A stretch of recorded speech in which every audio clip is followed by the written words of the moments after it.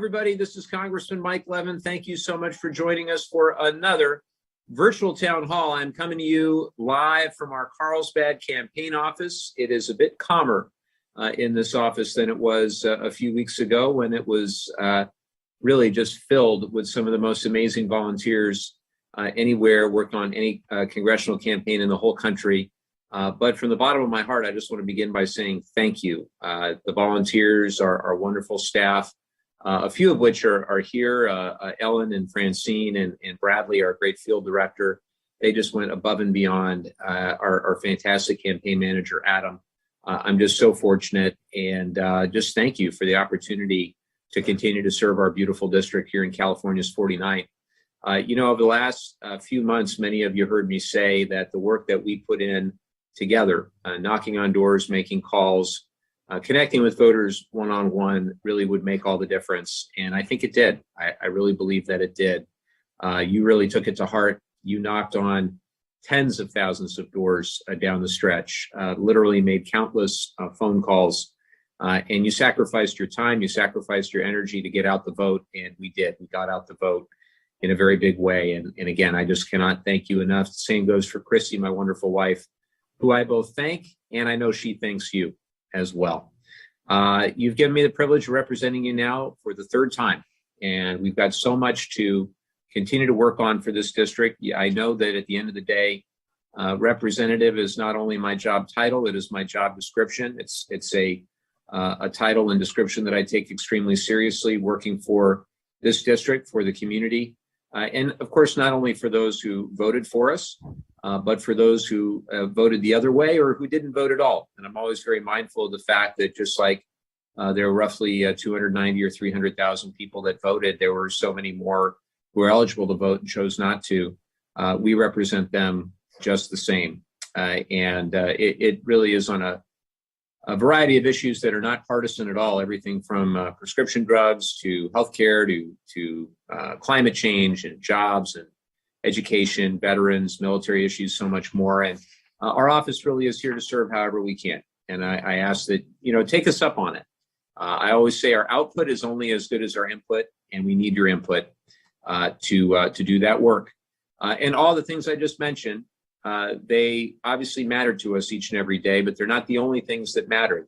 There are also things that are harder to put in a piece of legislation, but really make America feel like America.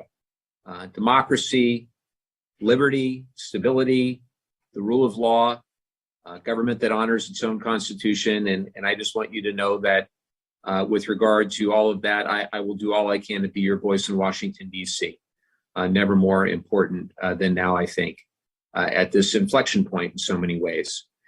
We have a really busy month ahead of us. There is a lot going on. I'll be heading in the morning back to Washington, D.C. We've got government funding legislation. The government runs out of money on December the 16th, so we'll either need to pass a budget or have a continuing resolution to keep the government functioning. There's been some discussion about a 1-week continuing resolution that'll at least get us to the 23rd for another week of negotiation. The good news is all of my colleagues seem to like Christmas and the holidays with their families. So let us hope that calmer heads can prevail and we find a way to fund this government before the end of the year. I certainly know my wife would appreciate that, but we're going to do everything we can to make that happen. But there are a lot of other things going on as well that are very important. Things like funding for Ukraine, funding for the pandemic to the extent that we still need funding, and also making sure that we have a statutory right to same-sex marriage. We've got the Respect for Marriage Act, which codifies the right both to same-sex marriage and interracial marriage. That's something that recently passed the Senate, I believe 62 to 37. The procedural vote passed 62 to 37, and I believe they're voting Thursday in the Senate on that legislation, which means they're going to send it, because it was amended from the version we already passed in the House, they'll send it back to the House for us to consider, hopefully sometime this week or next week. In addition to that, it appears that Congress will need to take action on a pending railroad strike that would decimate the economy if it were to proceed. And there will be more, I'm sure, on that in the coming days. Also, reform of the Electoral Count Act. to try to avoid some of the worst case scenarios that frankly we were very fortunate to avoid in the 2020 election. We want to make sure that we avoid in the 2024 election with regard to how the electoral college process proceeds, and specifically the role of the vice president, the role of the Congress in overturning the results as state legislatures provide. So there are also some things at home that we continue to work on. I just had a meeting today of our San Onofre task force consisting of local leaders. We also are meeting regularly with our Spent Nuclear Fuel Solutions Caucus, continuing to make progress on a very difficult issue of spent nuclear fuel across the United States and getting the waste out of San Onofre, out of our region as quickly and as safely as we can. We're making terrific progress with the Department of Energy in that regard, and we'll go into that at much greater length at another time. But suffice to say that is going well, and progress is being made. Just the same on our rail corridor connecting Los Angeles and San Diego, the second busiest intercity passenger rail corridor in the United States. I am encouraged by the progress that we're making with both Secretary Pete Buttigieg, who was out here about a month ago or 6 weeks ago now, looking at the rail corridor, seeing the precarious state that it's in places like Del Mar. And then the comments by the President of the United States when he was here in Oceanside and then again in Carlsbad. He is very familiar with rail, having traveled 40 years on the Northeast corridor every day to and from Delaware, back and forth between Delaware and D.C. And as I explained to him, Mr. President, you know full well the busiest passenger rail corridor needs investment in the Northeast. We're number two. We're the second busiest passenger rail corridor, and we really need investment as well because there are parts of it that are literally falling in the Pacific Ocean with bluffs collapsing and the eroding coastline. And we're only as strong as our weakest link. So we have to invest in Del Mar and in that community, relocating part of that rail corridor there, and also in San Clemente, where things are still shut down. Right now, if you try to take the train from LA to San Diego, you have to get off the train in Irvine. You get on a bus. The bus will take you down to the San Diego County line. Then you get back on the train and make your way to San Diego. That's likely going to be the way things go until about February.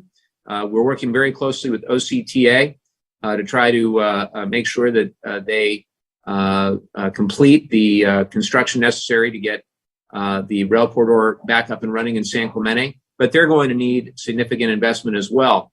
The game changer here is, of course, the bipartisan infrastructure law, which sets aside tens of billions of dollars for rail upgrades. And so we will not rest until every penny that is possible is coming to our region. And again, I've been so encouraged by the discussions I've had with both the president and with Secretary Buttigieg, and we'll just keep at it until the job is done.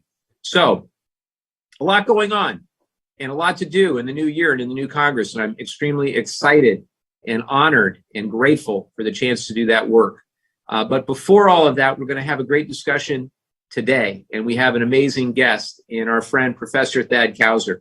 Thad is a professor in political science and the department chair in political science at UCSD, the University of California, San Diego. I'm partial to UCSD. Go Tritons, fantastic school. He's written several books. His research interests include state politics, legislatures, and legislative elections, and California politics as well. He's a recipient of the UCSD Academic Senate's Distinguished Teaching Award, the Faculty Mentor of the Year Award, and Thad, perhaps my favorite part of your bio, you competed on the faculty team in the UCSD Alumni Surf Contest, which is about as quintessentially San Diego as I can think. And above and beyond, we just appreciate all your work for really educating the next generation at UCSD and beyond. So with that, I will turn it over to our friend, Thad Kauser. Thad? Well, thanks so much for having me, Representative Levin. I'll note that I'm my UCSD affiliation is just for affiliation purposes. I'm not speaking on behalf of the university. Everything I say will just be my own point of view, which frees me to say congratulations. I'm very excited that I will still have the chance to call you Representative Levin now and well into 2023. This was your race was one that we were all looking at very closely as a bellwether the nation in what looked like it could be this historically bad election for Democrats. But for reasons that I hope we'll have the chance to get into when we have this conversation with your constituents in the 49th Congressional District, this was a year where even though Democrats lost control of the House of Representatives, this was an unqualified victory for Democrats. So over the last couple of weeks, we've all been focusing on a few of the seats and looking at these final results in key races like the 49th. But big picture, if we're step back to a month ago, right, as we're leading to the election, the expectations for a red wave were widespread, broad, and well evidenced by the entire history of midterm elections over the last 3/4 of a century, right? Midterm elections are always bad for the president's party in power.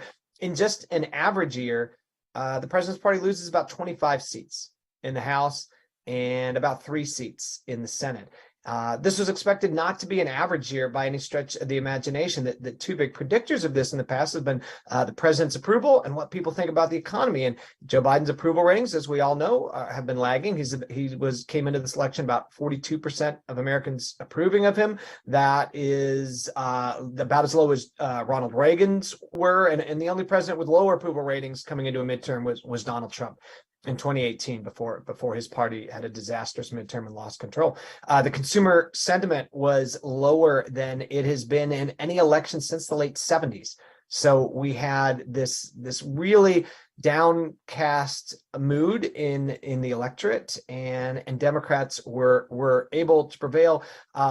Not just by limiting their losses in Congress and setting themselves up for potentially having a chance to retake Congress in the next presidential election, but also in the Senate, right? Rather than losing 3 seats, Democrats didn't lose any seats. And we're going to have this election, a special runoff in Georgia that's going to determine who controls the Senate, right? It's going to determine whether Democrats control the Senate or Joe Manchin controls the Senate.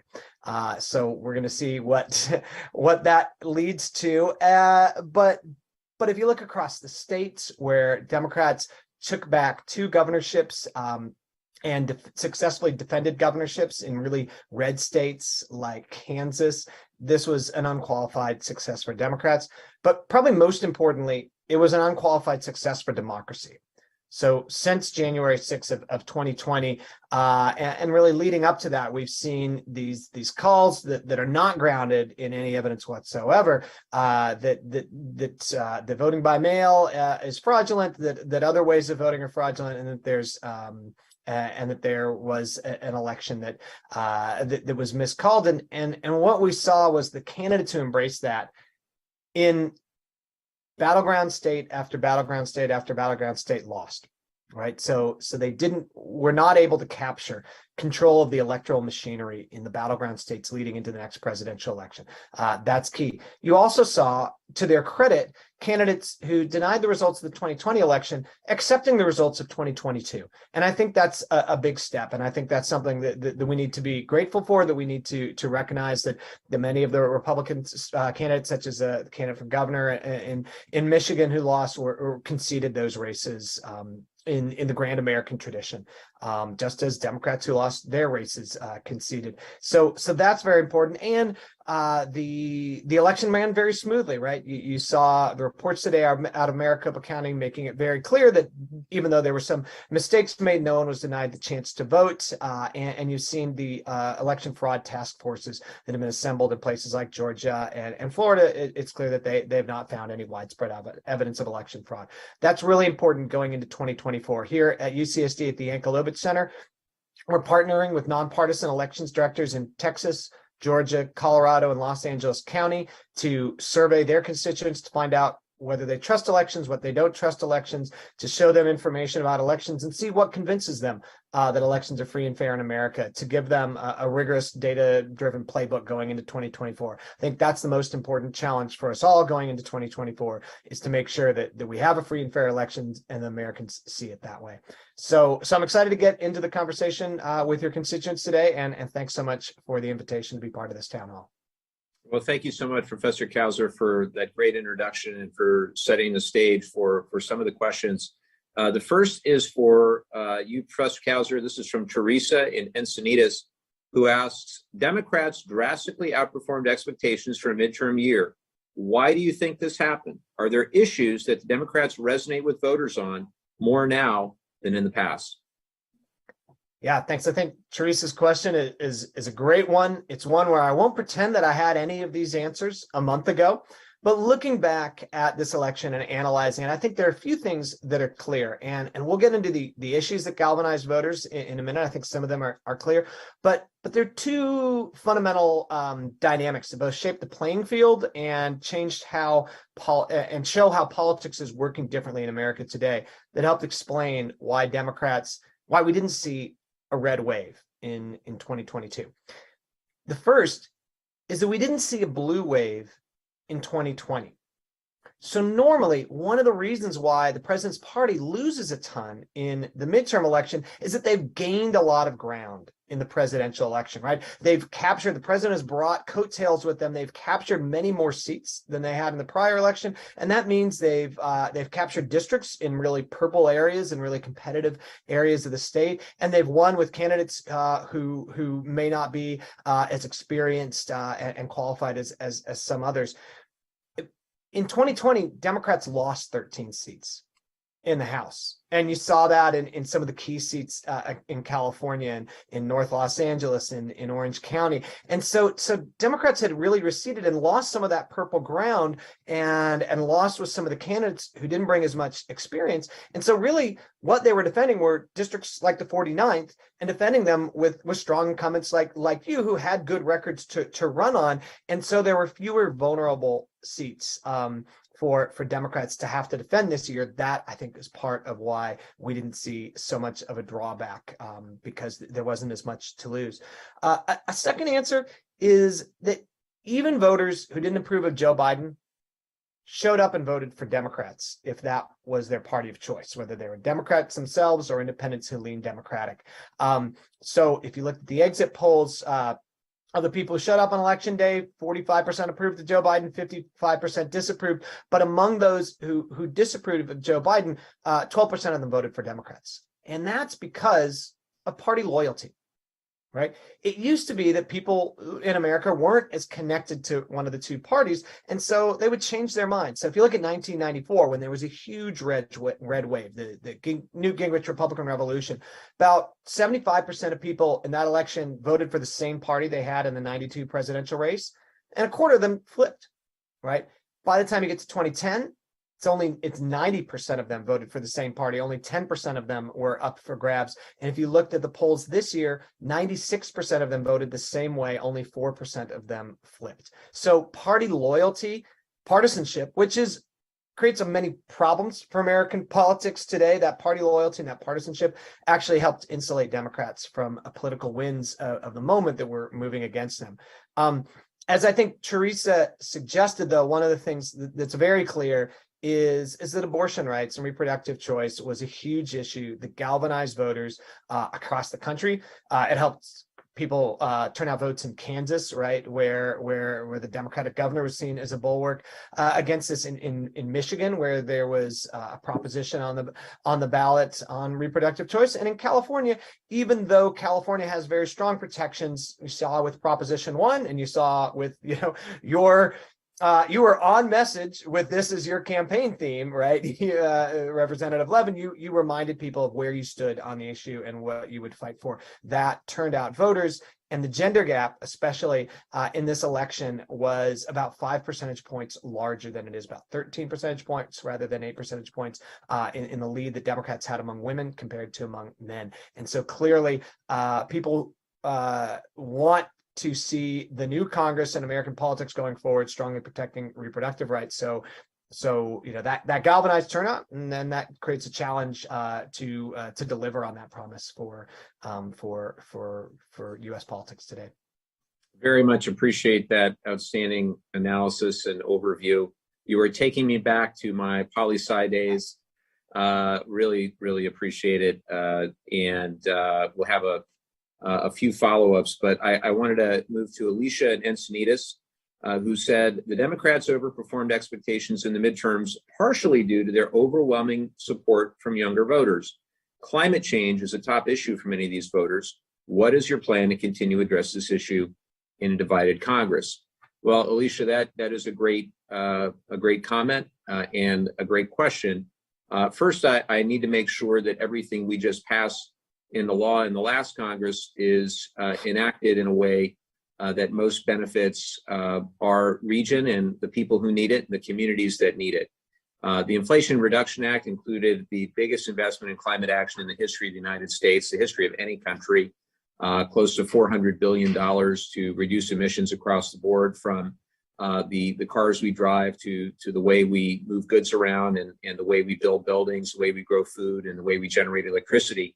And also the bipartisan infrastructure law had tens of billions to incentivize electric vehicles and the charging infrastructure necessary.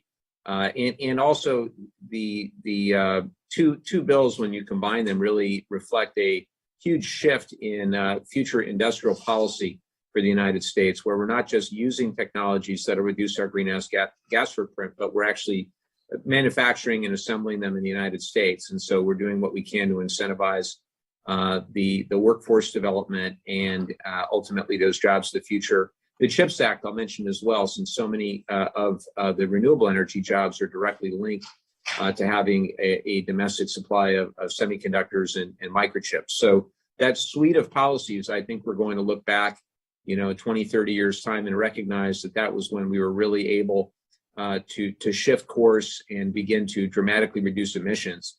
All the good modeling that I've seen, whether it's the university modeling or some of the nonprofit modeling, suggests we'll reduce greenhouse gas emissions around 40% from our 2005 levels by 2030. And what that tells me is that we still have 60% of the way to go.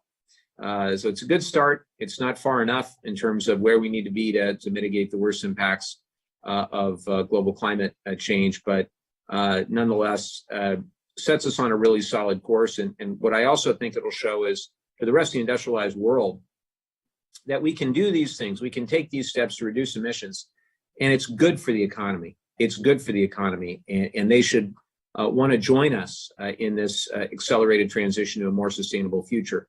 So in addition to making sure all those resources come our way, or as many as possible come our way, what next? Well, obviously, with a divided government and with a Republican-controlled House majority, I need to find common ground with my friends across the aisle, however we can. And one of the areas has been on the House Natural Resources Committee, looking at legislation called the Public Land Renewable Energy Development Act, which would help accelerate more renewable energy project development on our public lands. And that's a bill that I worked on in the last Congress, actually, since I got to Washington, and will continue to work on and reintroduce that bill. We got certain provisions of it into law, such as a goal that the Department of Interior needs to plan for 25 gigawatts of renewable energy on public lands by 2025. But we need to give we have to pass the rest of the bill to actually give the tools and the resources to those relevant agencies to get the job done. It's my intention to reintroduce that soon. Any way that we can work across the aisle. Obviously, I'm very disappointed that the current minority leader, Kevin McCarthy, has indicated he's dismantling the Select Committee on Climate. I've served on that committee the last 3.5 years, and it really helped with the framework that ultimately became the climate section of the Inflation Reduction Act. A lot of that derived from the Select Committee's report that was published in the middle of 2021, that then made its way into what was then called the Build Back Better Act, and then eventually in the Inflation Reduction Act. So seeing that Kevin McCarthy doesn't want to have that committee on a go-forward basis is disappointing, but our work will continue on a bipartisan basis, wherever, however. And it might be surprising to some that a lot of the folks on the other side who care about these issues are good friends. Some of them are more open, more willing to share in public their concern for the climate and for the future of our planet. Ultimately, I try to make sure that people see the issue in economic terms as well. as environmental ones. So we'll just keep at it as best we can. Here's the next question. This is also for me. This is from Michael in Oceanside, who says a strong argument can be made that nuclear power is the key solution for the switch to clean energy. This, however, is not possible without a permanent repository. How do you plan to work towards a solution to this issue?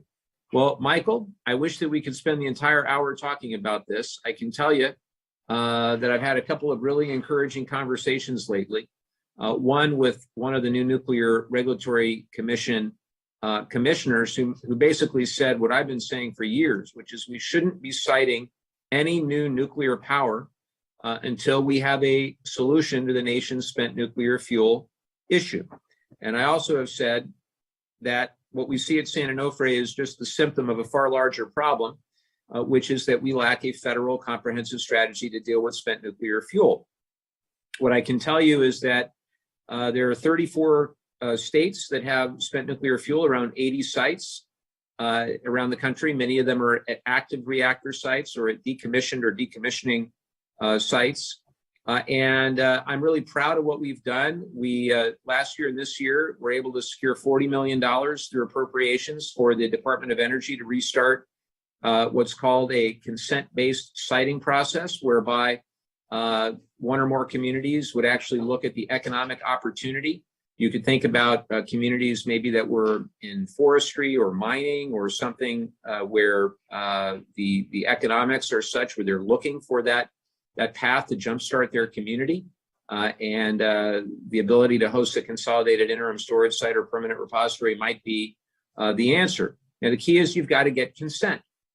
Without consent, you'll run into the same problems that the federal government ran into with Yucca Mountain in Nevada. 1983, the Nuclear Waste Policy Act, they narrowed down from 9 sites all the way down to 2, and then ultimately to 1. And when Nevada was decided, it was decided on the basis of its scientific merit rather than on the consent of anyone in Nevada. In fact, Nevada had the least amount of political clout at the time in 1987, and basically the federal government decided for Nevada that it would host the site. That did not go well. What we need instead is for one or more communities to make that decision and for them to actively apply for and pursue the opportunity to host an interim site or a permanent repository. We know it can be done because Finland and Sweden and now Canada are well on their way to doing it. They're well on their way to doing it. In fact, in Canada, they went from 22 sites. Now they're all the way down to 2 sites where their nuclear waste management organization is down to picking a final site. And I think there are a lot of lessons that we can learn. The key is it's a really tough issue, but it's not impossible. And it's something we just have to work at. And what I've tried to do also is engage with a new generation on a bipartisan basis to bring people together with our Spent Nuclear Fuel Solutions Caucus. Chuck Fleischman, Republican from Tennessee, is my co-lead in the caucus. And we're just going to keep at it. The last thing I'll mention, because I really could take the whole hour and I won't, is that not all nuclear sites are the same. And ours at San Onofre is very unique. We have 9 million people within 50 miles. We have earthquake faults. We have rising sea levels. And we have a very important military base right across the freeway at Camp Pendleton. And so I've introduced the Spent Fuel Prioritization Act on a bipartisan basis, saying for all of those sites across the country, move the waste first from the sites with the highest environmental risk. And that would put us at or near the very top of the queue once we figured out where we're going to send the spent nuclear fuel to. My Republican co-lead, Professor Kauser, on this bill, if you didn't know, is a guy named Darrell Issa. And that's proof that bipartisanship is alive and well, that Darrell and I are working on this together. So I'll leave it there for now. For those that are interested, though, continue to follow the work that we're doing, and we'd love to have you engaged in that work. Next is for you, Professor. This is from Tony in Carlsbad, who asks, this is a great question. Historically, what major legislative progress has been made in a divided Congress? And how do you foresee that history applying to the 118th Congress? Thanks. I'll tell you a little bit about history, and then we can talk about today, which I think is different for some important reasons. So if you had asked me this question 20 years ago when I first came to UC San Diego, I would have said, and this reflected the research done at the time based on the period from the end of World War II through really the beginning of this century, where the counterintuitive finding of really well done, rigorous research that came out of David Mayhew, wrote a book called Divided Government, professor at Yale. So this makes you feel like a political science student, right? What he showed was that actually more got done in terms of the passage of landmark legislation under divided government, when one party controlled the presidency, the other party controlled Congress, then got done under unified government. Think about it. Actually, Richard Nixon with a Democratic Congress, that's where we got the Endangered Species Act, the Clean Air Act. Ronald Reagan working with a Democratic Congress. There were major deals on tax cuts and on social service expansions, things like COBRA expansions of the Medicaid program. Bill Clinton and the Republican Congress did deals on welfare reform and the creation of this children's health insurance program. So a lot of deals were done in an era when Democrats were a broad and heterogeneous group that included very conservative Southern Democrats, that included people from Central the Valley of California, along with people from downtown Los Angeles. And now Democrats are much more homogeneously progressive group. Republicans also have lost that Rockefeller Republican, liberal Republican wing that supported expansions of the welfare, of the social safety net. And so as the parties have drifted further apart on the ideological spectrum, and as the parties have become more competitive and looked for every advantage, we're seeing fewer and fewer bipartisan deals done, right? So Barack Obama, if you look at the history of his presidency, right, he got the most done when he had control of both houses of Congress with Obamacare, lost it in part because as a reaction to that, and then wasn't able to do much major landmark legislation through Congress in the last 6 years of his term. He had to work through executive orders and other actions. That's likely to be the story with Joe Biden in this Congress, where if you look at big deals on things like immigration reform, whether there could be any major entitlement or changes to things like Medicare, Social Security, none of those seem to be up for grabs right now. But what you do see with divided government is you do see parties coming together when there are moments of crisis. So the pandemic was one of those moments, right? It happened at the tail end of Donald Trump's presidency, when Democrats had control of the House at a time when people were saying, well, nothing is going to get done until the 2020 election. Well, what did Congress do? It with lightning speed in the spring of 2020. It passed a major about $2 trillion COVID pandemic relief package, included what Democrats wanted, what Republicans wanted. Also, the government got together and created the two most effective vaccines in the country, and we're able to deploy those as we transition from one presidential administration to another. So just because we won't pass major landmark policy things, election bills, doesn't mean that government won't be agile enough to come together when there are unifying threats such as foreign policy, right? I think aid to Ukraine is an area where we'll see some movement. And then these very practical issues, the sorts of ones that you've been talking about tonight, right? Infrastructure, veterans benefits, nuclear waste, right? That's not a Republican or Democratic issue. Republicans don't love nuclear waste in their backyard either. Those are the sorts of things where you're likely to see progress, even in a divided government, that won't get major policy deals done. Absolutely right. I can tell you, I have great anecdotal evidence over the last few months talking to scores of voters here in the 49th who want us to get things done. They don't want to see a bunch of yelling at cable news channels. They want to see us trying to turn the volume down to whatever extent possible, work across the aisle, get things done for the community. And the reality is we're going to find out whether my friends on the other side of the aisle truly want to legislate with us, whether there's enough of them that actually have a legislative agenda, or whether they're solely focused on an investigative agenda. And my hope is, and I know many of them that want to work with me, that have said behind closed doors they want to work with me, whether it be on the environment or veterans or you name it. And the question is whether their leadership will give them the latitude to work with us. and we're going to have to talk in a year, and we're going to have to see how that goes. I really believe, given the narrow margin that they have, that it would be, I think it would be so bad for the country if they just wouldn't work with us on principle alone.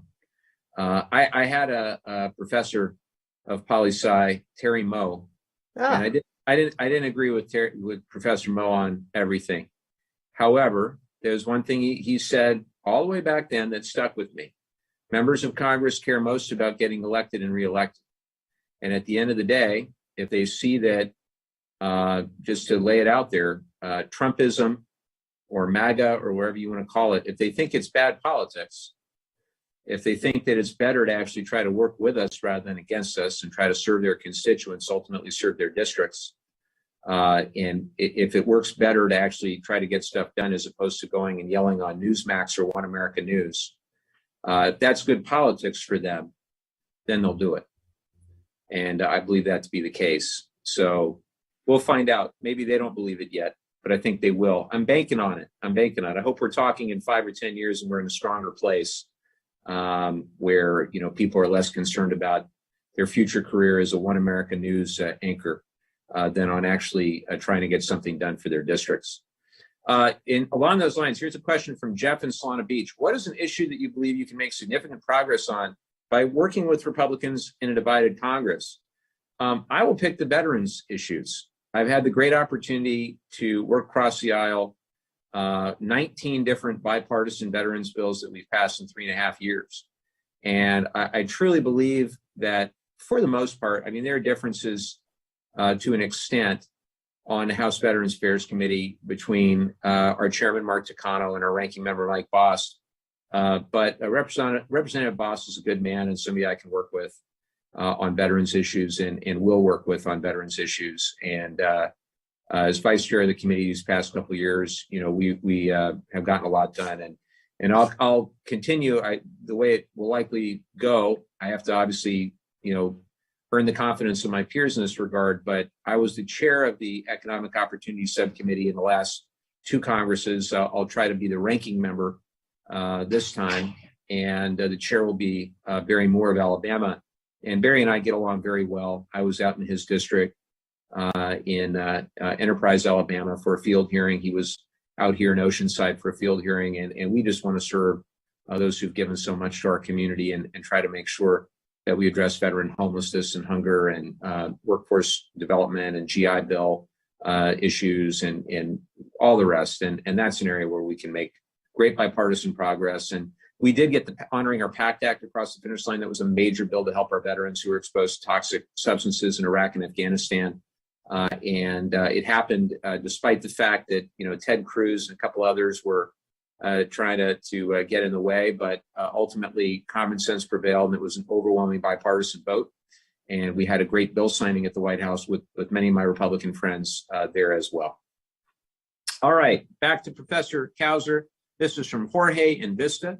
Considering that the Democrats still control the Senate and the presidency, how does the slim majority they were able to hold over the Republicans impact the power they have in legislation compared to if Republicans had more seats?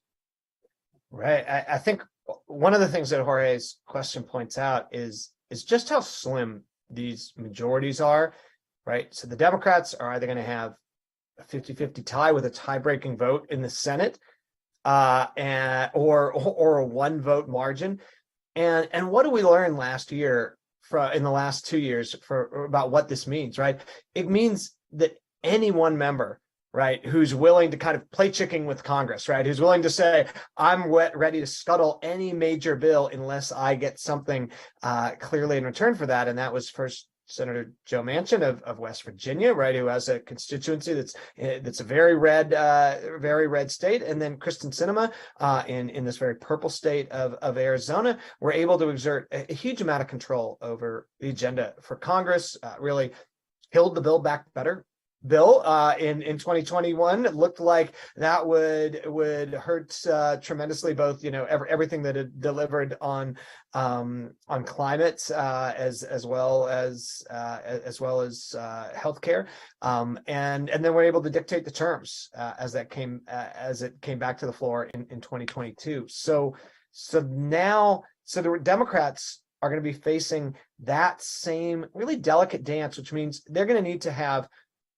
both the California and New York senators on sort of this end of the spectrum, but also those Senate seats that they've held in places like Arizona, like West Virginia, and like Georgia, where they hold one seat now and may continue to hold two. That means that they're going to be moving towards the center on some deals. With the Republican Party in the House, where again the margin is going to be incredibly narrow, it's going to be an open question to see who this empowers, right? Who is willing to risk scuttling all policy progress and the party's brand name in order to hold out for what they want?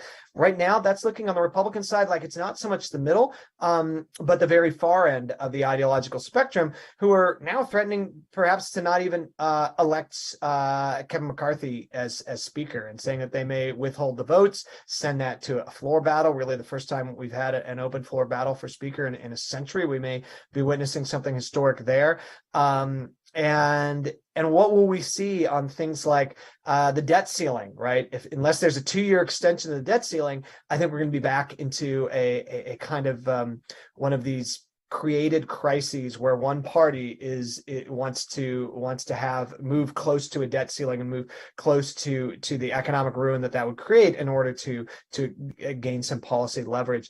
If the Republican Party is going to have to make a choice, right, about whether they want to govern from the center, to establish a record to run on, to maintain control of Congress and have a positive agenda going forward into the 2024 election, or whether they just want to cut government, put the brakes on all legislation. And so that's going to be, a strategic conversation within the GOP over the next 2 years. So it's always interesting to be a political scientist. There's always a lot to write about in American politics. We update our textbook every 2 years, and because things are always changing, and I don't have any idea what the next update 2 years from now is going to say. Nor do I. My crystal ball is quite cloudy. I will not be voting for Kevin McCarthy as Speaker. That's probably not breaking news for anyone watching. Joanna in San Clemente asks, in your opinion, what should be the Democrats' biggest legislative priority during the lame duck Congress? Well, Joanna, there's a lot of priorities. We've got just a few weeks here. Like I said, I'll be leaving tomorrow morning, and we'll be there the next 3 weeks, and then maybe longer, depending on what happens. Number one, we've got to fund the government. We cannot have another government shutdown. When I started in 2019, we had a 35-day shutdown. It was devastating. And it was awful for many reasons, not just because you go to the parks and you'd see the trash bins overflowing, although that was bad, but because people's livelihoods were jeopardized. Everybody from folks here in Carlsbad at Fish and Wildlife Service, the Coast Guard. Coast Guard's funded through Homeland Security rather than through the military budget, the main military budget. And so they were at risk. And then even our air traffic controllers. I remember hearing from our air traffic controllers who had to drive Uber on the side to be able to make ends meet. I don't know about you. I don't want our air traffic controllers having to drive Uber on the side. I want them rested and focused on getting our planes safely landed in the sky. And so that happened for 35 days.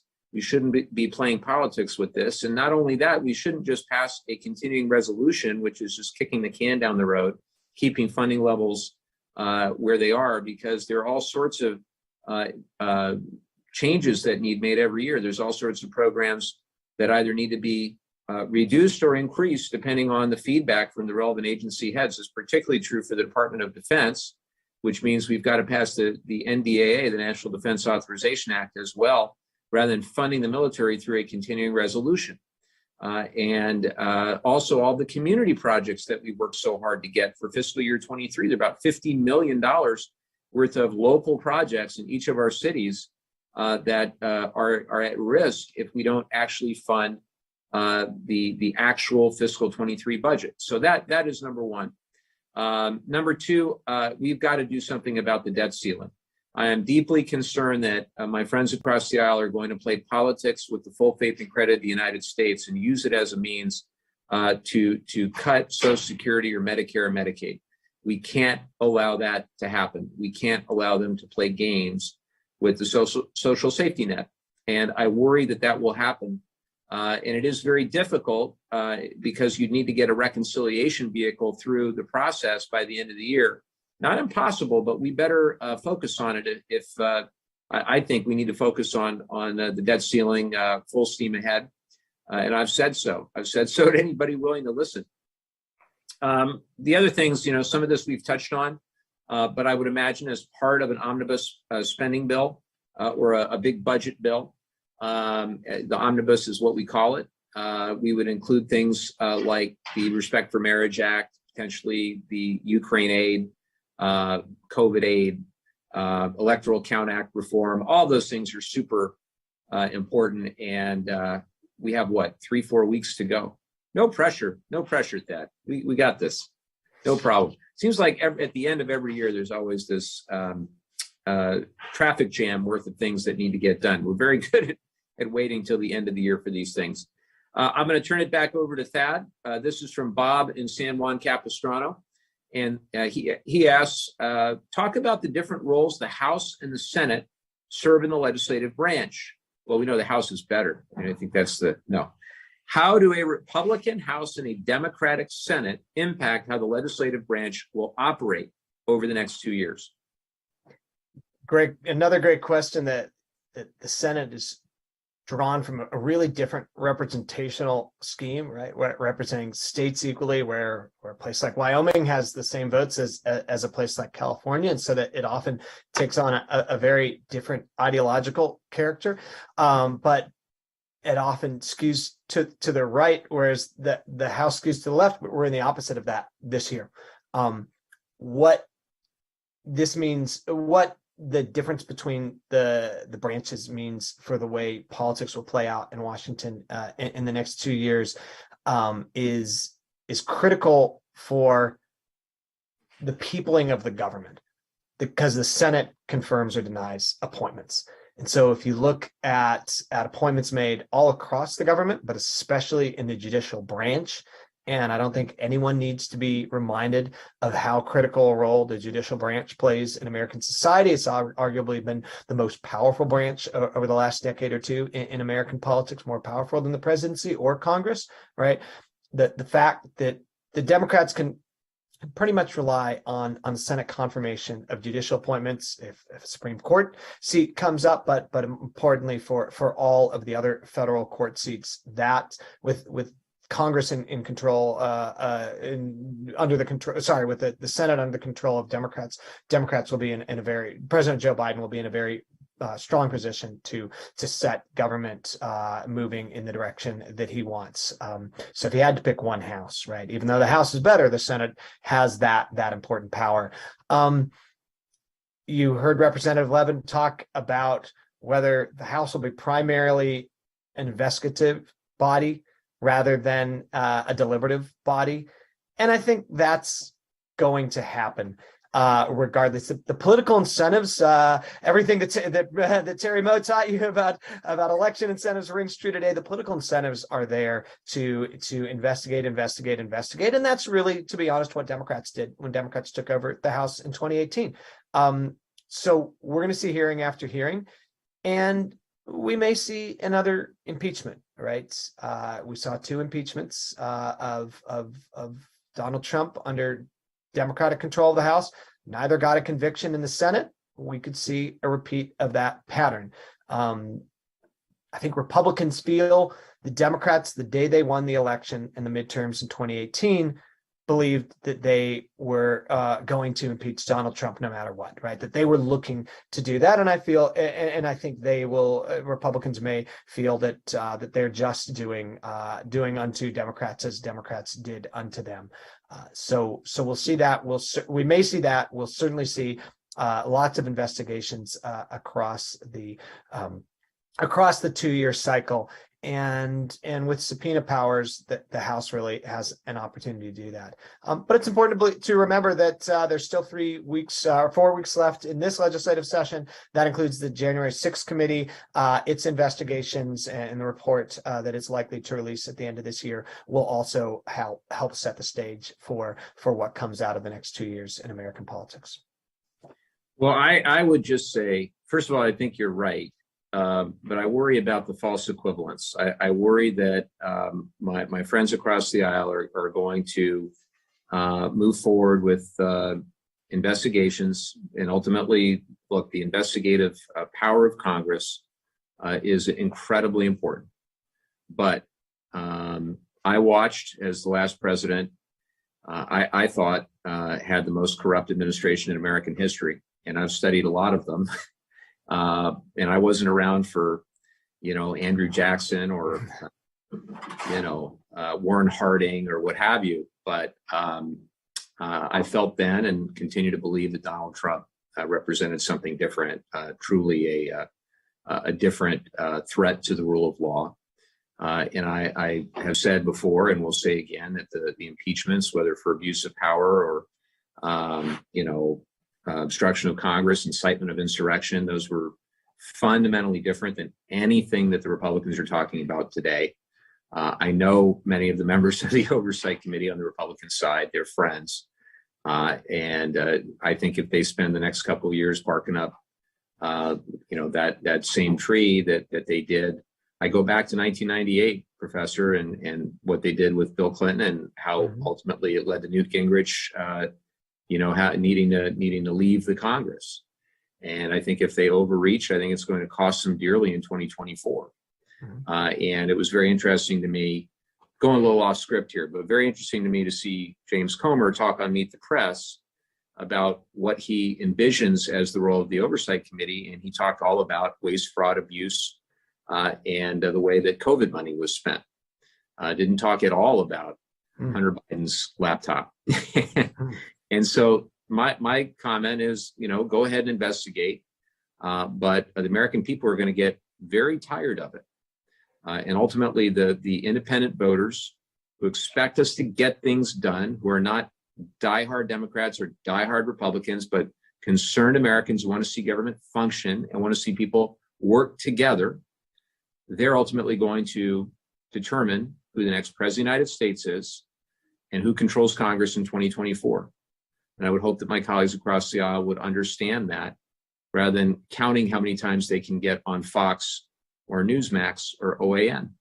It's fundamentally a flawed strategy for them. Now, I worry that some of our districts on the, not mine, but some of them are so one way or the other that it actually behooves that member, if they're in a D+30 or an R+30, to say the most ridiculous thing possible, see how many tweets they can get, or how many cable news hits they can get.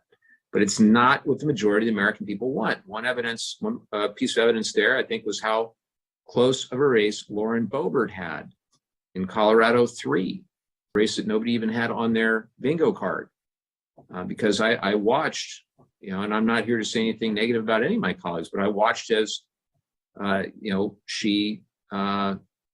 I watched how she approached the job. This is a fundamentally different way to approach the job, and one that I don't ascribe to and I don't think is productive. And so I hope more members would recognize and acknowledge that, regardless of where they are on the ideological spectrum. It's not what the average person who's struggling to make ends meet want to see. They want to actually see things get done.